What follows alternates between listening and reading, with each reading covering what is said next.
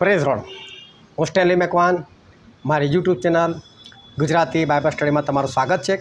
મારી ચેનલને આજે અત્યારે આ ઘડી તમે સબસ્ક્રાઈબ કરી લો અને ઈશ્વરના જ્ઞાનમાં તમે વધતા જાઓ। પ્રભુ ઈસુએ એવું કીધું કે જેમ મૂસાએ રાનમાં સર્પને ઊંચો કર્યો હતો તેમ માણસના દીકરાને ઊંચો કરાવવાની જરૂર છે। હવે પ્રભુ ઈસુએ આ બાબત સાથે પોતાની જાતને કેમ સરખાવી? મૂસાએ રાનમાં સાપને ઊંચો કર્યો તો પ્રભુ ઈસુને ઊંચો કરાવવાની જરૂર છે। એટલે શું પ્રભુ ઈસુ એવું કહેવા માગે છે કે મને આ પૃથ્વી પર વધસ્તંભ પર જડીને તમે મને ઊંચો કરો?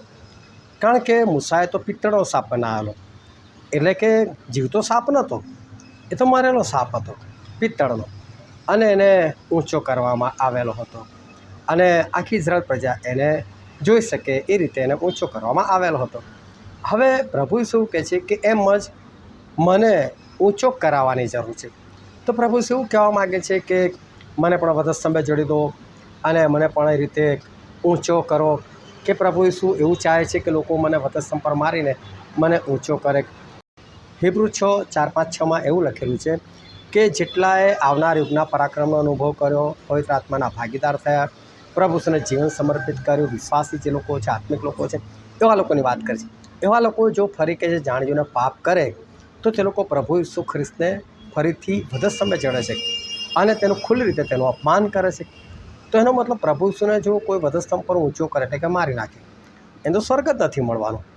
તો પ્રભુ ઈસુ કેમ ચાહે છે કે જેમ મૂસાએ રાનમાં સાપને ઊંચો કર્યો તેમ માણસના દીકરા એટલે પ્રભુ ઈસુને પોતાને એ ઊંચો કરાવવાની જરૂર છે? આ વાક્ય ખરેખર શું કહેવા માગે છે, એની પાછળ ખરેખર શું રહસ્ય રહેલું છે, એ જાણવાના માટે આ વિડીયોને તમે આખો જુઓ।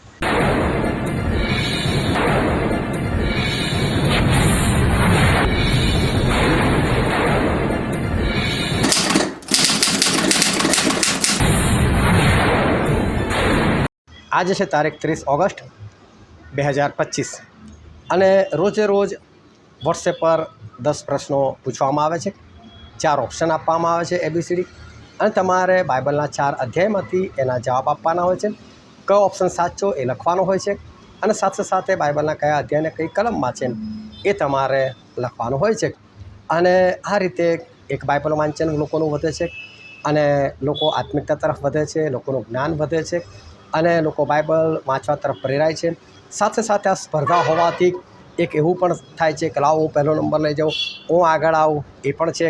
અને એના લીધે થોડી ઉતાવળ પણ રહે છે, એ પણ ખરેખર એક સારું છે કે આત્મિકતાની જો સ્પર્ધા હોય તો ખરેખર સારું, લોકો આત્મિકતામાં આગળ વધે। કારણ કે દૈહિક મુગટ મેળવીને તો કોઈ ફાયદો નથી, તો નાશવંત મુગટ છે, પરંતુ સ્વર્ગીય મુગટ મેળવવા માટે તમે જો દોડાદોડ કરો, તમે કામ કરો તો ખરેખર બહુ સારી બાબત છે અને આ રીતે લોકો આગળ વધે છે। અને માટે જો તમે પણ આ પ્રશ્નોત્તરીમાં ભાગ લેવા ચાહતા હોય તો તમે ભાગ લઈ શકો છો। મને તમારું નામ, સરનામું અને સાથે તમે એટલું લખીને મોકલજો કે મારે આ પ્રશ્નોત્તરીમાં ભાગ લેવો છે, પરંતુ એક શરત છે અને શરત એકદમ પાક્કી છે કે રોજે રોજ જવાબ આપવાના છે। એકાદ દિવસ જવાબ આપવાનો, એકાદ દિવસ નહીં આપવાનો, એવું લાલિયાવાળી લોકો માટે આ પ્રશ્નોત્તરી મેં નથી શરૂ કરી। આ ફક્ત એવા લોકો માટે છે કે જે લોકો આત્મામાં વધવા ચાહે છે, બાઇબલ વાંચવામાં વધવા ચાહે છે, આજ્ઞા પાલનમાં વધવા ચાહે છે, જે લોકો ગંભીર છે ઈશ્વરના રાજ્યના માટે, એ લોકોના માટે। બાકી જે લોકો ટાઈમપાસ માટે કદી કદી જવાબ આપવા માગે છે એવા લોકોને હું રાખવા માટે તૈયાર નથી। તમે એમાં ના હો તો મહેરબાની કરીને મને કહેશો જ નહીં કે મારે આમાં એડ થવું છે, કારણ કે તમે નહીં આપો હું તમને કાઢી પણ મૂકીશ। અને મેં ઘણા લોકોને એવી રીતે હું હટાવી પણ દઉં છું કે જે લોકો મને રેગ્યુલર જવાબ નથી આપતા। સાથે સાથે તમે કેટલાથી કેટલા વાગ્યાના સમયમાં તમે જવાબ આપો છો એવું રોજ નોટ કરતો હોઉં છું, એટલે મને માણસનો ખ્યાલ આવી જાય કે આ માણસ સવારે મને આપે છે, કે આ માણસ બપોરે મને આપે છે, કે આ માણસ સાંજ પડતા મને જવાબ આપે છે। એટલે જે સવાર પડતા જવાબ આપે છે ને એનો જવાબ જ્યારે બપોર સુધી નથી આવતો ત્યારે હું એને પૂછું છું કે ભાઈ તમારો જવાબ હજુ સુધી નથી આવ્યો, અને જે બપોરે આપે છે એનો સાંજે જો ના આવ્યો હોય તો સાંજે એને હું પૂછું છું। પરંતુ ઘણા લોકો તો કેવા છે, કોઈ વખત સવારે બી આપે, કોઈ વખત બપોરે બી આપે અને કોઈ વખત સાંજે બી આપે, તો પછી એમાં મને સમજ જ નથી પડતી કે આ માણસ ખરેખર ફ્રી ક્યારે હોય છે। એટલે જો તમે તમારી અનુકૂળતા મને એ પણ લખીને મોકલો તો બહુ સારું રહેશે। નહીં લખો તો મને કોઈ વાંધો નથી, પણ તમે એ લખીને મોકલશો કે મારો જવાબ આટલા વાગ્યા સુધીમાં આવી જશે, તો ઘણી વખત શું છે માણસ ભલે કદાચ કોઈ કામમાં હોય તો કદાચ રહી જાય, કદાચ એના ઘરે કોઈ સગાવાલું આવ્યું હોય એના માટે રહી જાય, કે કદાચ કોઈ પ્રસંગમાં ગયો હોય ને એના માટે પ્રભુનું કામ પાછું ઠેલું દીધું હોય, એવું બની શકે. પરંતુ એને યાદ દેવડાવી દે તો પછી એ 10 મિનિટ કાઢી શકે. બાકી ખરેખર તો આમાં પાછા પડવા જેવું છે જ નહીં. 10 જ મિનિટનો સવાલો છે. 10 મિનિટમાં તમે 4 અધ્યાય આરામથી વાંચી અને 10 સવાલોનો જવાબ તો આરામથી તમે આપી શકો છો. એમાં કંઈ બહુ મોટી વાત નથી. તો આજનો પહેલો સવાલ છે કે મસીહ જે શું કહેવાય છે તે આવે છે એ હું જાણું છું. આ સમરૂની સ્ત્રી સાથે પ્રભુ ઈસુ ખ્રિસ્ત વાત કરતા હતા એ સમયની વાત છે. અને એ સ્ત્રી પ્રભુ ઈસુ ખ્રિસ્તને એવું કહે છે કે મસીહ જે ખ્રિસ્ત કહેવાય છે, એનો જવાબ હતો ખ્રિસ્ત, એ આવે છે કે છે એ હું જાણું છું કે છે. એટલે મસીહ એનો બીજો અર્થ થાય છે ખ્રિસ્ત. ખ્રિસ્ત એટલે કે છોડાવનાર, બચાવનાર. અને પ્રભુ ઈસુ ખ્રિસ્ત આપણા બચાવનાર છે. એ બચાવનાર તરીકે આ પૃથ્વી પર આવવાના હતા અને આવી પણ ચૂક્યા. આપણને બચાવવા માટે એમણે પોતાનું લોહી વહેવડાવી પણ દીધું. હવે આ જે સ્ત્રી હતી એ સ્ત્રીને 5 પતિ હતા. 5 પતિ હતા એટલે સાથે નહીં, પરંતુ એણે પહેલાં સાથે લગ્ન કર્યું, પરંતુ એને કોઈ સુખ શાંતિ એનાથી મળી નહીં, કે જે બી કારણ હશે. પણ આજે કોઈ સુખ શાંતિ મળે તો થોડું કોઈ એને ડાયવોર્સ આપી દે, એટલે એણે એને છે ને ફારગતી આપી દીધી. પછી એણે બીજું લગ્ન કર્યું કે ચાલ આનાથી મને શાંતિ મળશે, આનંદ મળશે. પછી બીજાથી પણ ના મળ્યું તો ત્રીજો, ચોથો, પાંચમો, એમ 5 વર બદલી કાઢ્યા. હવે તમે વિચાર કરો, આ લગભગ 2000 વર્ષ જૂની વાત, પ્રભુ ઈસુના સમયની વાત. આજે પણ તમે જુઓ કે કોઈના ઘરમાં ડાયવોર્સી છોકરી હોય, આજે મા બાપો છે ને જોયા જયા વગર લગ્ન કરાવી નાખે છે. ઘણી વખત એવું બને છે કે છોકરી જીદ કરતી હોય ને કે મને આ ફલાણો છોકરો ગમે છે, મા બાપની મરજી ના હોય તોય લગ્ન કરાવી દે. અરે મારો ગોળી ના કરાવો લગ્ન. લગ્ન હંમેશા છે ને ઈશ્વરની મરજીમાં થવું જોઈએ, ના છોકરીની મરજીમાં, ના મા બાપની મરજીમાં, પણ તે ઈશ્વરની મરજીમાં. અને ઈશ્વર જેને નક્કી કરે ને એની સાથે તમે લગ્ન કરો. હંમેશા ઈશ્વરને પૂછવાનું રાખો કે ઈશ્વર તમને કયો છોકરો પસંદ છે, કે કઈ છોકરી તમને પસંદ છે. એ પ્રમાણે તમે તમારા બાળકો માટે તમે યોગ્ય પાત્ર તમે પસંદ કરો. પરંતુ ઘણી વખત શું થાય છે કે માણસો છોકરાના આગ્રહને વશ છે ને એનું લગ્ન કરાવી દે છે. એ લોકોને ખબર છે કે મારા છોકરાએ કે મારી છોકરી યોગ્ય પાત્ર નથી પસંદ કર્યું, છતાં લગ્ન કરાવે છે. અને પાછું લગ્ન કરાવે એટલે 10 લાખ, 12 લાખ, 15 લાખ, 20 લાખ જેવી ત્રેવડ એટલો પાછો ખર્ચો કરી નાખવાનો. અને ખર્ચો કર્યા પછી તરત જ બીજા મહિને ખબર પડી જાય ખોટું કરાવ્યું, નહોતું કરાવું. અને પછી છે ને ડાયવોર્સ બી થઈ જાય છે. હવે ડાયવોર્સ થઈ ગયા પછી જો કેવી પરિસ્થિતિ થાય છે હું તમને કહું છું. મસ્ત છોકરી હોય, જુવાન છોકરી હોય અને દેખાવડી હોય, સારું ભણેલી ગણેલી હોય, પણ તેનાથી ભૂલ થઈ ગઈ, યોગ્ય પાત્ર ના પસંદ કર્યું, ખોટું પાત્ર પસંદ કર્યું. હવે છૂટાછેડા થઈ ગયા, મહિનો જ રહે છે, વધારે નથી રહી. પરંતુ આપણો સમાજ બહુ સંકુચિત છે, હવે સાથે કોઈ લગ્ન નથી કરતું બેન. અને તમે જોજો મા બાપ શું કે પોતાની સગી છોકરી માટે કેવા શબ્દો વાપરે છે ખબર. હું જઉં છું એટલે મને ખબર, મારા જેવાને કંઈક સાહેબ તમે તો બહુ બધી જગ્યાએ ફરો છો, મારી છોકરીને માટે એના જેવું કોઈ પાત્ર હોય તો જોજો ને. એના જેવું એટલે કેવું, ડાયવોર્સ. કે આ ડાયવોર્સી થઈ ગઈ, એની પર લેબલ વાગી ગયો, એને થોડું કોઈ સારું પાત્ર મળવાનું છે. હવે એડજસ્ટમેન્ટ શોધે છે. અલા તો તમે એડજસ્ટમેન્ટ શોધો છો તો પહેલી વખતે તમે ધ્યાન રાખ્યું હોત તો આ જ હાલ છોકરો હોય તો એના પણ છે. અને એટલે આ બહુ ખરેખર ગંભીર બાબત છે. યોગ્ય રીતે લગ્ન કરો. હવે આ સ્ત્રીએ પણ એ જમાનામાં 5 લગ્ન કરેલા. પછી એને જોયું કારું કેટલા છૂટાછેડા આપવાના, અને આ બધી પ્રક્રિયામાં પડવાનું, લગ્ન કરવાનું, એને એનું સર્ટિફિકેટ લેવાનું, છૂટાછેડા માટે પાછું એનું સર્ટિફિકેટ લેવાનું, બીજું લગ્ન કરો એટલે પહેલાંનું ડાયવોર્સનું એ દેખાડવાનું સર્ટિફિકેટ, ત્યારે બીજું કાયદેસર લગ્ન થાય.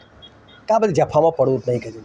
છઠ્ઠાની સાથે તો એમને જ રહો, ફાવશે તો રાખીશ એ ત્યારે બી કાઢી મૂકીશ. પણ તમે વિચાર કરો કે જેને 6 પતિ મળ્યા હોય એ સ્ત્રી કેટલી સુંદર હશે, કેટલી દેખાવડી હશે.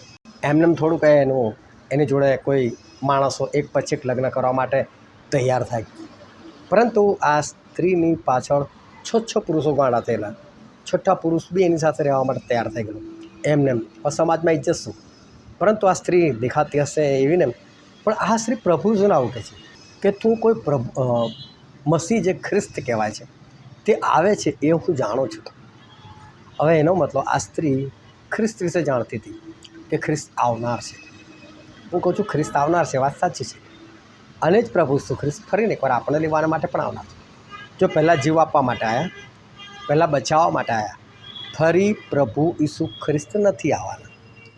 હવે જે આવવાના છે પ્રભુ ઈસુ આવવાના, ખ્રિસ્ત નહીં. ખ્રિસ્તવાળી વાર્તા પતી ગઈ. હવે જે આવવાના છે પ્રભુ ઈસુ જજ, પ્રભુ ઈસુ પરમેશ્વર, પ્રભુ ઈસુ ન્યાયાધીશ, પ્રભુ ઈસુ રાજાઓના રાજા, પ્રભુ ઈસુ દેવોના દેવ એ આવી રહ્યા છે. અને હવે કોઈને બચાવવા માટે નહીં, પણ પહેલાં જે આવીને શીખવાડી ગયા એ પ્રમાણે જે લોકો ચાલે છે એ લોકોને પોતાની સાથે લઈ જવાના માટે, અને જે લોકો એમના વચન પ્રમાણે નથી જીવ્યા એ લોકોને દંડ આપવાના માટે પ્રભુ ઈસુ ખ્રિસ્ત આવ્યા છે. હવે આ સ્ત્રી એ કહે છે કે મસીહ જે ખ્રિસ્ત આવે છે તે હું જાણું છું. એનું જાણતી હતી, એનું જીવન હતું, એના જીવન ચરિત્રમાં કંઈ ફરક હતો, પાપમાં જીવન હતું. તમારું તો એવું નથી કે તમે જાણો છો પ્રભુ ઈસુ આવવાના છે, પણ જીવન સારું છે, જીવન પવિત્ર છે, ઈશ્વરની આજ્ઞાનું પાલન છે, કે પછી આ સ્ત્રી જેવું કંઈક બીજા બધા આમ તેમ પાપો છે. તમે જાણતા હોય કોઈ ફાયદો ખરો? તૈયાર થઈ જાઓ, યોગ્ય રીતે જીવન. બીજો પ્રશ્ન છે, તેનાથી સગળું ઉત્પન્ન થયું, એટલે જે કંઈ થયું છે તે તેના વિના ઉત્પન્ન થયું નહીં, એ કોણ? આનો જવાબ છે શબ્દ, કે આદિએ શબ્દ હતો, શબ્દ દેવની સંગાતે હતો, અને શબ્દ એ દેવ હતો, અને એ શબ્દથી સગળું ઉત્પન્ન થયું. અને આ શબ્દ એટલે કોણ? પ્રભુ ઈસુ ખ્રિસ્ત. હવે ધ્યાનથી સમજવું, તેનાથી સગળું ઉત્પન્ન થયું એટલે પ્રભુ ઈસુ ખ્રિસ્તથી સગળું ઉત્પન્ન થયું. એટલે જે કંઈ થયું છે તે તેના વિના ઉત્પન્ન થયું નહીં. એટલે જેટલી બી રચના થઈ છે એમાં પ્રભુ ઈસુ ખ્રિસ્ત વગર કશું ઉત્પન્ન થયું નથી. તો એનો મતલબ યુસુફને બનાવનાર કોણ? પ્રભુ ઈસુ ખ્રિસ્ત. તો મરિયમને બનાવનાર કોણ? તો પ્રભુ ઈસુ ખ્રિસ્ત. હવે તમે મને એ કહો કે પ્રભુ ઈસુ ખ્રિસ્ત યુસુફ અને મરિયમના બેટા, કે પ્રભુ ઈસુ ખ્રિસ્ત એ યુસુફ અને મરિયમના બાપ? આજે મોટા ભાગના ખ્રિસ્તીઓ આ વાત નથી જાણતા. એ બધા એવું સમજે છે કે મરિયમનો યુસુફનો છોકરો, મરિયમનો યુસુફનો છોકરો. ના, એ મરિયમનો યુસુફનો છોકરો નહોતો. શું મરિયમનું બીજ હતું પ્રભુમાં? શું યુસુફનું બીજ હતું? શું બંને ભેગા મળીને પ્રભુ ઈસુને પેદા કરેલા? નહીં. એ તો પવિત્ર આત્માથી એક બાળક બનાવીને એમને કુખમાં પહેલેથી મૂકેલું હતું. એ બેમાંથી કોઈનું બીજ હતું નહીં. તો પ્રભુ ઈસુ કદી પણ એ મરિયમના બેટા નથી અને યુસુફના પુત્ર નથી. જે કંઈ ઉત્પન્ન થયું તે તેના વિના ઉત્પન્ન થયું નહીં. આ વાત સ્પષ્ટ છે. એટલે જે કંઈ ઉત્પન્ન થયું પ્રભુ ઈસુથી જ ઉત્પન્ન થયું. તો પ્રભુ ઈસુ દરેકના બાપ છે. પછી મરિયમ હોય તો પણ શું, અને યુસુફ હોય તો પણ શું. એટલે કદી પ્રભુ ઈસુએ મરિયમને માતા નથી કીધું. ઓ મા એમ કરીને કદી સંબોધન નથી કર્યું. ઓ બાપ એવું કહીને કદી સંબોધન નથી કર્યું. એ લોકો કહેતા હતા હું તારી માં, હું તારો બાપ. પ્રભુ ઈસુ નથી કીધું તમે મારી માં, તમે મારો બાપ. પ્રભુ ઈસુ પોતે એમના માં, એમના બાપ હતા. અને પછી ત્રીજો પ્રશ્ન છે, રાનમાં ઘાંટો પાડનારની વાણી કોણ? અને છે યોહાન. યોહાનનું જીવન જોરદાર હતું. એમના કપડાં બી જોરદાર હતા. ઊંટના રૂવાના કપડાં પહેરતા હતા, અને રાની મધ અને તીડ એ એમનો ખોરાક હતો. અને જંગલમાં જ રહેવાનું, અને ખાલી સુવાર્તા પ્રગટ કરવા માટે લોકોની મધ્ય આવવાનું. સુવાર્તા પ્રગટ કરીને, પસ્તાવાનો બાપ્તિસ્મા પ્રગટ કરીને, જેટલા લોકો પસ્તાવો કરે એટલા લોકોને બાપ્તિસ્મા આપીને પાછું જતું રહેવાનું. બહુ જોરદાર જીવન. પરંતુ એમનાથી કોઈ ચમત્કાર કદી નહોતા થયા. મતલબ એમને કદી કર્યા જ નહોતા કોઈ ચમત્કાર. એ બી કરી શકત, પણ એ પ્રભુ ઈસુનો માર્ગ પ્રગટ કરવા માટે આવેલા. તો લોકો એમનું કામ જોઈને કહે છે, હે તું ખ્રિસ્ત છે કે છે આવનાર? ના ભાઈ, હું ખ્રિસ્ત નથી. કહે છે તો કે તું આવનાર પ્રબોધક છે? તો હું એ પણ નથી. તો લોકો પૂછે પછી તું છે કોણ? કહે છે તો કહે છે હું તો કે રાનમાં ઘાંટો પાડનારી વાણી છું. કહે છે યશાયા પ્રબોધક એવું કીધેલું કે જો રાનમાં ઘાંટો પાડનારી વાણી કે પ્રભુનો માર્ગ પાદરો કરો. એટલે પ્રભુનો માર્ગ પ્રગટ કરનાર કોઈ હોય નહીં તો આ યોહાન હતા. એ યોહાને પ્રભુ ઈસુ ખ્રિસ્તનો માર્ગ જે છે એ પ્રગટ કર્યો. એટલે એમને નામ આપવામાં રાનમાં ઘાંટો પાડનારની વાણી.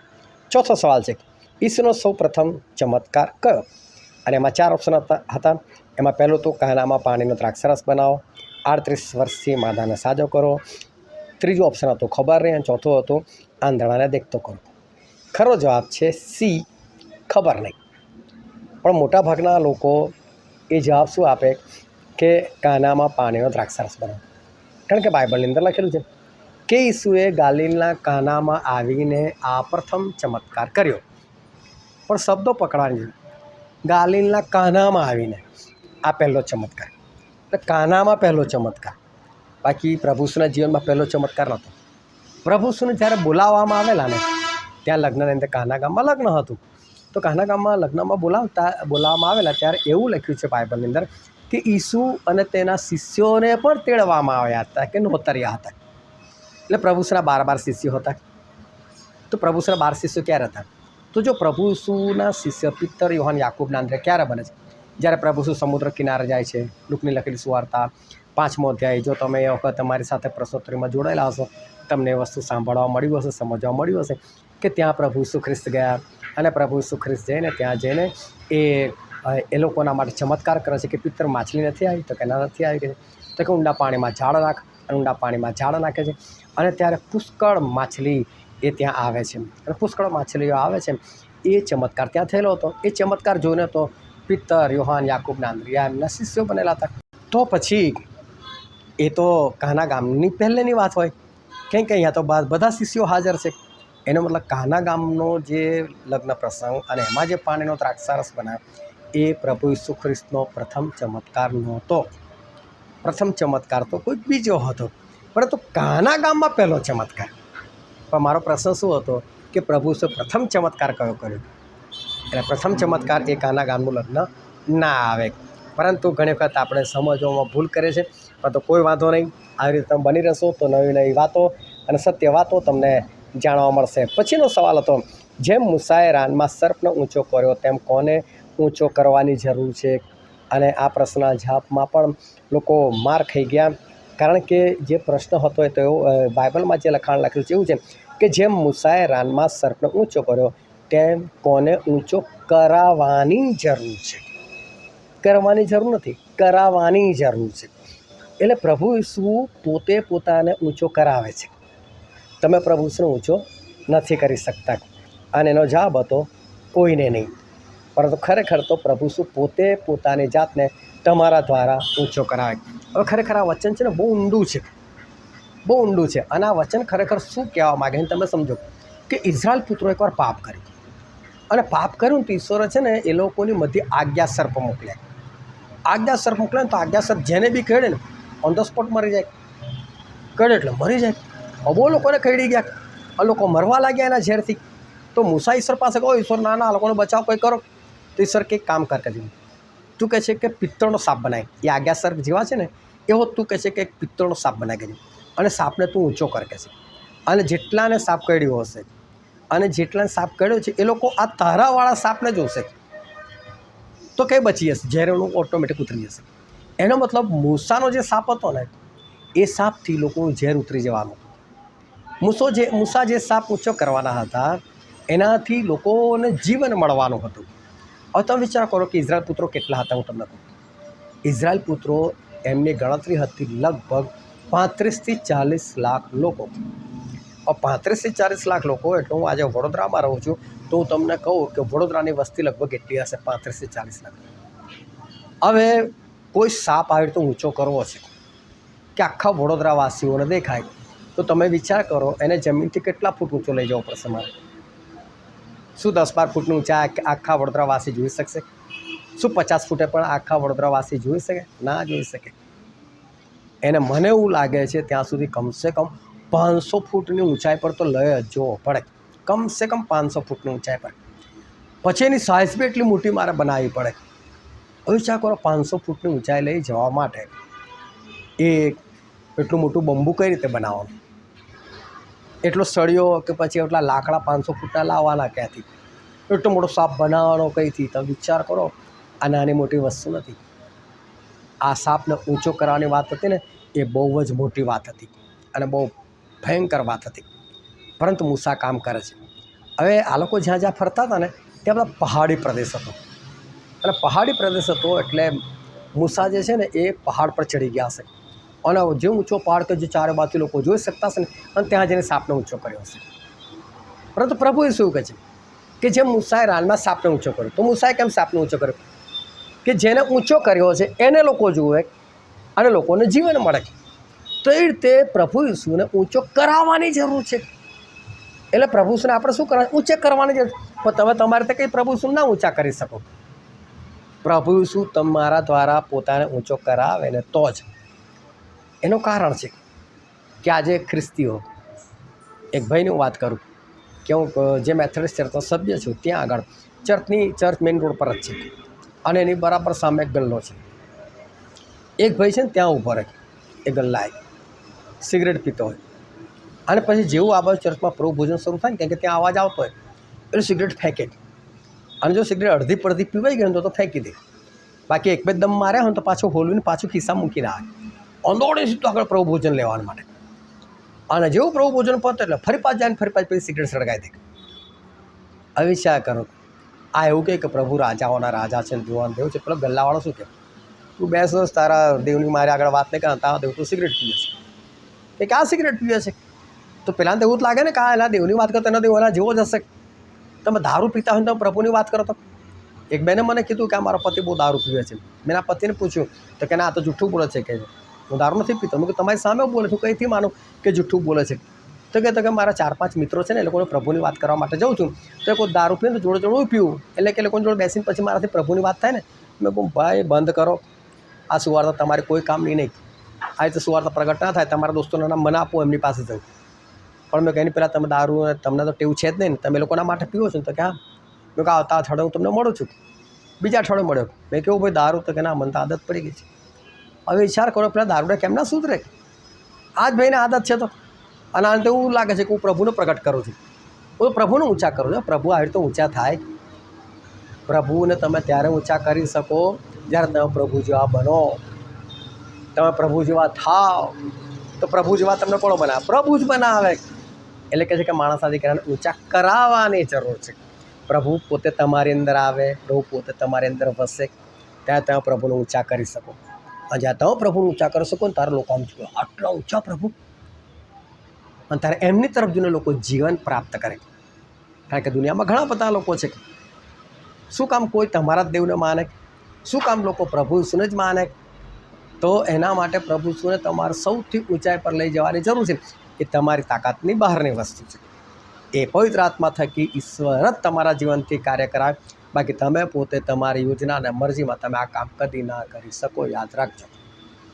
આના માટે આ સમજવાની જરૂર છે કે પ્રભુ શું તમને શું કહેવા માગે છે. આના માટે પ્રભુ શું ઊંચા કરાવવાની જરૂર છે કે લોકોને લાગે કે મારે એમની પાસે જવું છે. પછીનો સવાલ હતો કે હું સમરૂની સ્ત્રી છતાં તું શું થઈને મારી પાસે પાણી માગે છે? અને એનો જવાબ છે યહૂદી. હવે સમરૂનીઓ જે છે ને, એ લોકો યાકૂબના જ વંશ છે. યાકૂબનું જ એક ગોત્ર, પણ આખો બધા સમરૂનમાં વસેલા. અને તમે જૂનો કરાર વાંચશો ને તો તમને ખબર પડશે કે આ સમરૂનીઓની અંદર છે ને બીજા બધા ઘણા બધા લોકો આવીને વસી ગયેલા, આસપાસના લોકો આવીને વસી ગયેલા. આ લોકોએ વસવા દીધા, અને પછી આ લોકો છે ને એ લોકોના દેવ દેવતા તરફ વંઠી ગયેલા હતા. અને એટલે આ લોકોને સમરૂનીઓને કીધું ને તો લોકોએ માન્યું નહીં. તો ઇઝરાયલ પુત્રોએ શું કર્યું કે આ સમરૂનીઓ સાથે નાતો દૂરનો કરી દીધો. આપણા ભાઈઓ ખરા, આપણું ગોત્ર ખરું, સંબંધ નહીં રાખવાના આ લોકોની સાથે. અને આ લોકો જાણે પેલા નીચલું કોમલા હોય ને એવો ઇઝરાયલીઓ વ્યવહાર કરે. આ લોકો સાથે કોઈ સંબંધ નહીં. પણ ઘણા બધા લોકો બિચારા પ્રભુને જ માનતા હતા. પરંતુ ભલે પ્રભુને માનતા, એ લોકો યરૂશાલેમમાં એન્ટ્રી નહોતા કરવા દેતા આ લોકોને. અને ઇઝરાયલ પુત્રને જો સમરૂનમાં થઈને જવું પડે ને, અને જો એ લોકોનું ડેસ્ટિનેશન કદાચ 50 કિલોમીટરનું હોય, સમરૂનમાં થઈને જાય તો, અને સમરૂનથી ફરીને જાય તો કદાચ 200 કિલોમીટર થાય ને તો 200 કિલોમીટર ચાલે આ લોકો. સમરૂનમાં થઈને ના જાય એવા જળ હતા આ લોકો. એ લોકો સંબંધ નહોતા રાખતા. પણ પ્રભુ શુંને ખબર, પ્રભુ સમરૂનમાં થઈને જ ગયા. સુખારામના કૂવા આગળ ઊભા થઈ ગયા. 12 શિષ્યને કહી દીધું, જાઓ મને તો ભૂખ લાગી છે, મારા માટે ખાવાનું લઈ આવો. 2ને ના મોકલ્યા, 4ને ના મોકલ્યા, બધાને મોકલી દીધા. ખબર હતી અહીં પેલી સ્ત્રી આવવાની છે, સુંદર છે, સ્માર્ટ છે, પણ વ્યભિચારમાં પડેલી છે ને મારે એને બચાવવાની છે. એટલે પ્રભુ શું બધાને મોકલી દીધા. અને પછી આ સ્ત્રી આવે છે. હવે વાત તો કોઈ જગ્યાએથી સ્ટાર્ટ કરવી પડે ને. એટલે પ્રભુ શું કહે છે કે ઓ ભાઈ, ઓ સ્ત્રી કહે છે મને પાણી આપે કે છે. એટલે પેલી જુઓ છે કે ભાઈ હું સમરું, તું યહૂદી, કેમ મારી પાસે પાણી માગે છે? આપણા બેનો તો કોઈ સંબંધ નથી. પ્રભુ શું ખ્રિસ્ત છે, બચાવનાર છે, મસીહા છે. એ તમને મને બચાવવા માટે આવ્યા છે.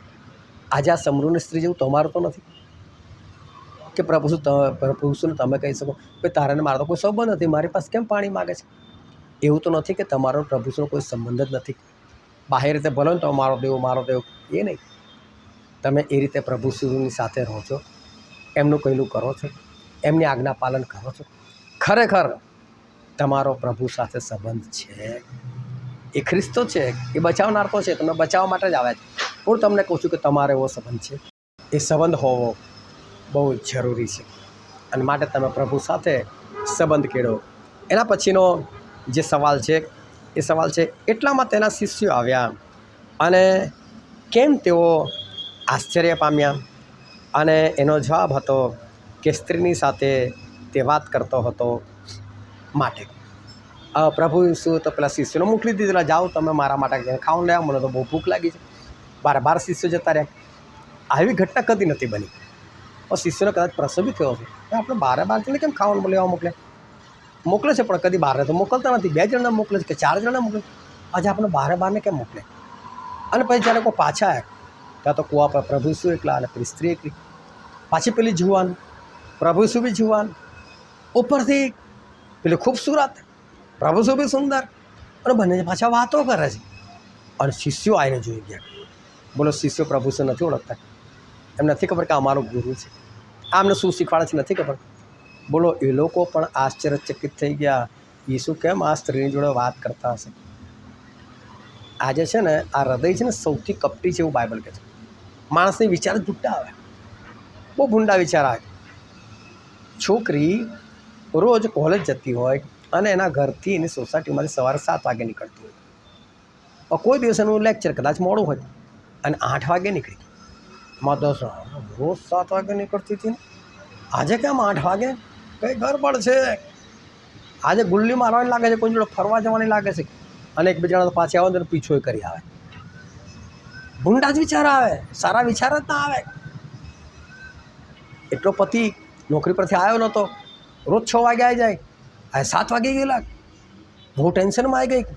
સાસુને કહો, સાસુજી છોકરો દેખાતો નથી તમારો. મારો પતિ જો રોજ તો 6 વાગે આવે, 7 વાગે ગયા. એવું તો નહીં હોય કે એક્સિડન્ટ થઈ ગયું છે રસ્તામાં? સાસુ કે આ તારું મોડું જ કાળું છે, તારે જુબાન જ કાઢી છે, તારે વિચાર જ હંમેશા ભૂંડા આવે છે. એક્સિડન્ટ થઈ ગયો છે, એવું બી તો બની શકે ને કોઈ બીજીને લઈને ભાગી ગયો હોય.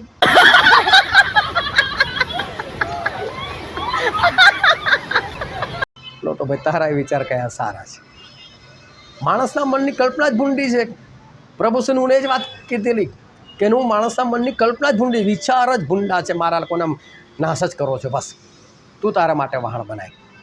શિષ્યો એ પ્રભુને જુએ છે, એક સ્ત્રી જોડે વાતો કરતા જોઈને આશ્ચર્ય થાય છે. અને બાઇબલમાં સ્પષ્ટ કહ્યું કે સ્ત્રીની જોડે વાતો કરતા હતા એટલા માટે આશ્ચર્ય થયું. આમાં આશ્ચર્ય કરવા જેવું શું છે? કેમ એવો વિચાર ના આવે કે આ કોઈ એવી સ્ત્રી હશે જેને પ્રભુ શું બચાવવા માગતા હતા?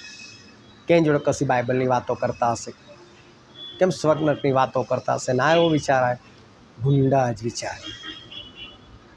હું તમારી વાત કરું છું કે તમે પણ તમારા જીવનને તપાસી જુઓ કે તમારા જીવનમાં તો આવું નથી ને, વિચારો ભૂંડા હોતા હોય. હા ને? પછીનો સવાલ હતો, તેનામાં જીવન હતું, તે જીવન માણસોનું શું હતું? તેનો જવાબ છે અજવાળું. એટલે પ્રભુ શું આદિ શબ્દ હતો, શબ્દ દેવની સંગાતે હતો, શબ્દ એ તેઓ હતો, તેનામાં જીવન હતું કે છે. આ શબ્દોમાં જીવન હતું કે છે. અને તે જીવન શું હતું? તો કે માણસોનું અજવાળું. આ યુહાનની સુવાર્તા ખરેખર બહુ અદ્ભુત છે 4 સુવાર્તાની અંદર, કારણ કે 4 સુવાર્તા 4 જણે અલગ અલગ એંગલથી લખેલી છે. માથીની લખેલી સુવાર્તા એટલા માટે લખવામાં આવે છે કે માથી પ્રભુ શુને એક રાજા તરીકે જુએ છે, એટલે ઇબ્રાહિમથી વંશાવળી શરૂ કરે છે. માર્ક પ્રભુ શુને એક સેવક તરીકે જુએ છે, અને એટલે એ ડાયરેક્ટ વંશાવળી વગર શરૂ કરે છે. અને લુક પ્રભુ ઈસુ ખ્રિસ્તને એક મનુષ્ય પુત્ર તરીકે જુએ છે, એટલે આદમથી વંશાવળી શરૂ કરે છે. અને યોહાન પ્રભુ ઈસુ ખ્રિસ્તને એક દેવ તરીકે જુએ છે, એટલે ડાયરેક્ટ દેવની જ બધી વાતો. આદિ શબ્દ હતો, શબ્દ દેવની સંગાત શબ્દ પણ તેવું હતું. એટલે પ્રભુ ઈસુ ખ્રિસ્તનો જે જબરજસ્ત મહિમા જો કોઈ સુવાર્તામાં તમને જોવા મળે ને તો એ આ યોહાનની સુવાર્તા કે એમાં દેવ તરીકેનું મહત્ત્વ એ યોહાને પ્રભુ ઈસુ ખ્રિસ્તને આપેલું છે. અને પ્રભુ ઈસુ ખ્રિસ્ત ખરેખર દેવ હતા. પૃથ્વી પર આવ્યા તારે નહીં, ત્યારે તો 100% તમારે ને મારે જેમ મનુષ્ય બનીને પોતાની જાતને ખાલી કરીને જ આવેલા. પરંતુ પ્રભુ ઈસુ ખ્રિસ્ત એ દેવ છે, એ પરમેશ્વર છે, રાજાઓના રાજા છે, એ ઈશ્વરોના પણ પરમેશ્વર છે. એ જ આપણા ન્યાયાધીશ છે, આપણો ન્યાય કરનાર એ જ છે. અને તમારે ને મારે એમના જ ન્યાયાસન આગળ ઊભું રહેવાનું છે. એ ઈશ્વર એ અદ્ભુત છે. તો કહે છે કે એમનામાં જીવન હતું, અને જીવન શું હતું? માણસોનું અજવાળું. તમે ઉત્પત્તિનું પુસ્તક વાંચો, ઉત્પત્તિનું પુસ્તક એનો પહેલો જ અધ્યાય વાંચો. આદિએ દેવે આકાશ તથા પૃથ્વી ઉત્પન્ન કર્યા, અને પૃથ્વી અસ્તવ્યસ્ત તથા ખાલી હતી, અને જળનિધિ પર અંધારું હતું, અને દેવનો આત્મા પાણી પર હાલતો થયો અને દેવે કહ્યું કે અજવાળું થાવ, અને અજવાળું થયું. હવે જ્યારે અજવાળું થાય છે ત્યારે સૂરજ નહોતો, પરંતુ અજવાળું થયું. પહેલો દિવસ થયો, બીજો દિવસ થયો, ત્રીજો દિવસ થયો, ચોથો દિવસ બી થયો. પછી ચોથા દિવસે ઈશ્વરે સૂરજ બનાવ્યો. પણ ત્યાં સુધી અજવાળું શાનું હતું? એ અજવાળું કઈ રીતે પ્રકાશતું હતું કોઈ નથી ખબર. એટલે પ્રભુ સૂરજ બનાવીને દેખાડજો આ અજવાળું છે, આમાંથી અજવાળું. આ લોકોને ખબર પડવા લાગી અજવાળું આમાંથી આવે છે. અને એટલે ગીતશાસ્ત્ર 84:11 લખેલું છે કે યહોવા એ સૂર્ય તથા ઢાલ છે. અને જૂના કરારની અંદર પ્રભુનું નામ યહોવા. આ પ્રભુમાં શું હતું? અજવાળું. કે જે અજવાળું કઈ પ્રકાશે છે? અંધારામાં પ્રકાશે છે. તે માણસનું અજવાળું છે. હવે તમારી પાસે અજવાળું હોય પણ તમને અજવાળું શું છે જ નથી ખબર. તો તમને ચારે બાજુ બધું દેખાય પણ અજવાળું આવ્યું કઈથી તમને નથી ખબર પડતી. મતલબ કે તમારી પાસે અજવાળું એટલે બાઇબલ છે તમારી પાસે. ગીતશાસ્ત્ર 119:105 લખેલું છે કે તારું વચન મારા માટે દીવારૂપ અને અજવાળારૂપ છે. તો ઈશ્વરનું વચન આપણા માટે અજવાળારૂપ છે. વાત બરાબર. પણ તમે વાંચીને સમજી શકો છો? તમને અજવાળું ખબર પડે છે? ના. એના માટે પ્રભુ શું જોઈએ સમજાવવા માટે. અને પ્રભુ શું આવે તારે ખબર પડે. અચ્છા, પ્રભુ આ વચન આવું કહેવા માંગે છે. ત્યારે માણસોને ખબર પડે. એટલે બાઇબલની અંદર અજવાળું છે પણ અજવાળું લોકોને દેખાતું નથી. એ અજવાળું ક્યારે ખબર પડે? કે ખરેખર અજવાળું આવે ત્યારે. અજવાળાને પારખવા માટે પણ અજવાળાની જરૂર પડે છે. અને એ અજવાળું એ પ્રભુ ઈસુ ખ્રિસ્ત છે. એ જીવન શું હતું? તો કે અજવાળું હતું. પછીનો સવાલ છે, જો દેવનું હલવાન કે જે જગતનું પાપ હરણ કરે છે તે કોણ? અને તે ઈસુ.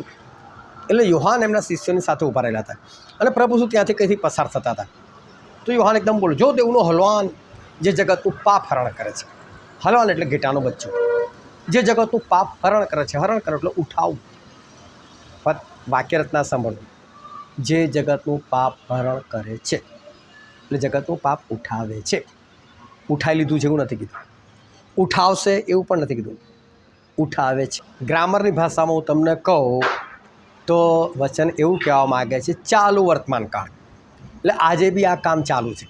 તમે એવું ના સમજતા કે ઈશ્વર તમારા પાપ ઉઠાવી લીધા છે. ઈશ્વર દુનિયામાંથી કોઈના પાપ નથી ઉઠાવ્યા. બહુ ધ્યાનથી સમજો હું શું કહેવા માગું છું. ઈશ્વરનું પાપ ઉઠાવવાનું કામ આજે બી ચાલુ છે. એ કોના પાપ ઉઠાવે છે? જે દિવસે તમે વિશ્વાસ કરો છો પ્રભુ પર, જે દિવસે તમે પસ્તાવો કરો છો, અને પસ્તાવો કરીને જે દિવસે તમે બાપ્તિસ્મા લો છો, અને જેવું તમે બાપ્તિસ્માના પાણીમાં ડૂબો છો એ સમય એવું થાય છે કે તમે બાપ્તિસ્માના પાણીમાં દફન થઈ જાઓ છો. તમારો જૂનો સ્વભાવ, તમારા જૂના પાપ એવું ત્યાં દફન થઈ જાય છે અને તમે નવા બનીને તમે ઊભા થાવ છો. એવું રોમનોનો પત્ર 6 અધ્યાય 3-4 કલમમાં લખેલું છે કે બાપ્તિસ્મા એ ખાલી કોઈ પાણીમાં નાહવાની ક્રિયા નથી, કોઈ ડૂબવાની ક્રિયા નથી. પરંતુ જ્યારે તમે બાપ્તિસ્મા લો છો ત્યારે પાણીમાં તમારું દફન થઈ જાય છે અને તમે જે બહાર નીકળો છો નવા નીકળો છો. તો જ્યારે તમે પાણીમાં ડૂબો છો ને ત્યારે તમારું આખું જેમ પાપોનું પોટલું હતું એ બધું ઉઠીને કોની પર જાય છે? પ્રભુ ઈસુના માથા પર જાય છે. એટલે જ્યારે જે લોકો બાપ્તિસ્મા પામે છે એ લોકોના પાપના પોટલા પ્રભુ ઈસુ પર ચડતા ને ચડતા જાય. એ કામ આજે બી ચાલુ છે. એ પૂરું થવાની તૈયારીમાં છે. એની પહેલાં પસ્તાવ કરો ને બાપ્તિસ્મા લઈ લો. બાકી તમે એવું સમજતા હોય કે ભાઈ હું જન્મ્યો અને પ્રભુ ઈસુએ તો અમારા પાપ ક્યારના ઉઠાવી લીધા, તો એવું નથી. તમારા પાપનો પોટલો એમને આપવું પડશે અને એ છે યોગ્ય બાપ્તિસ્મા, ગમે તેવા બાપ્તિસ્માથી નહીં. પછીનો સવાલ છે, છેલ્લો સવાલ, આ મંદિરને પાડી નાખો તો હું એને કેટલા દાડામાં ઊભું કરીશ? અને એનો જવાબ હતો 3. પ્રભુ ઈસુ પેલું મંદિર જોયું જે ઇઝરાયલ નેહમ્યા દ્વારા બંધાયેલું હતું, તોડી નાખવાને કે 3 દિવસમાં ઊભું કરી દઉં. પહેલાં ભાઈ આને બાંધતા 46 વર્ષ લાગ્યા છે. પણ ત્યાં આગળ લખેલું છે આપણા માટે. એ તો પોતાના શરીરરૂપી મંદિરની વાત કરતા હતા. પ્રભુ ઈસુ પોતાના શરીરરૂપી મંદિરની વાત કરતા હતા. આને તમે પાડી નાખો, તોડી નાખો, 3 દિવસમાં જો ફરી પાછું નવું બનાવું છું કે નહીં. અને પ્રભુ હાથે બાંધેલા કોઈ મંદિરમાં રહેતા નથી એવું પ્રેરિતોના કૃત્ય 17 અધ્યાય 24મી કલમમાં લખેલું છે. પરંતુ એ આપણા હૃદયમાં રહે છે અને માટે આપણા હૃદયમાં આવવા માગે છે. તમારું શરીર આજે દેવનું મંદિર છે. આ મંદિરે બાંધતા એમને સમય નથી લાગતો. પણ હાથે બાંધેલું તમે ગમે એટલું મોટું ભવ્ય ચર્ચ બાંધો ને, નહીં લોકો પેલા પથ્થર પર નામ કોતરાવવા માટે લાખ ને 2 લાખ દાન આપે છે. કોઈ ફાયદો નથી. તમારા દાનનો કોઈ ફાયદો નથી જ્યાં સુધી તમે તમારી અંદર દેવનો જન્મ નથી લેવા દેતા. જ્યાં સુધી તમે તમારા હૃદયની અંદર પ્રભુ ઈસુને બોલાવતા નથી. તમે બહાર ગમે એટલા મોટા ચર્ચ બાંધો, તમને કોઈ ફાયદો નથી થવાનો. એ માટે પોતાના વિશે કાળજી રાખો. પોતાના વિશે કાળજી રાખો અને પોતાની જાતને તમે બચાવો કે તમારું શરીર ઈશ્વરનું મંદિર છે કે નહીં. પ્રભુ છે આપણું શરીર એમનું મંદિર બને એના માટે જીવ આપેલો છે, તો તમે એના માટે તૈયાર થાઓ. તો રોજ રોજ આ રીતે 10 સવાલ પૂછવામાં આવે છે. તમે એના ભાગીદાર બની શકો છો અને ઈશ્વરના જ્ઞાનમાં વધી શકો છો. પરમેશ્વર તમને આશીર્વાદ આપે. આમેન.